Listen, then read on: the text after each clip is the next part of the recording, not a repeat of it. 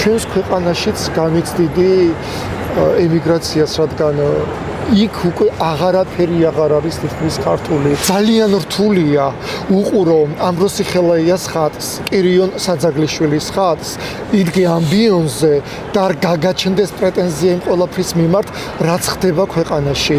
თან მათი ხატის წინაშე ლოცულობდე და თან ხელს უწყობდე ქართველი ერის გარუსებას. თქვენ წარმოიდგინეთ, როგორი რთულია კომფორტის ზონიდან გამოხვიდე, როგორი რთულია იფიქრო იმაზე, რომ მიდიხარ აბსოლუტურად უცხო ქვეყანაში, სადაც ნულიდან არა, უსასრულობიდან იწყებ თავიდან ცხოვრებას, მინუს უსასრულობიდან. მაშინ, როდესაც შენი ნიშა გქონდა, კითხულობდი ლექციებს, ატარებდი პოეზიის საღამოებს, გადაგებდი, მოუწოდებდი მღერლს, ატარებდი წირვას, ემსახურებოდი ღმერთს და უცებ რომ დავდექი აბსოლუტურად შიშველი რეალობის წინაშე.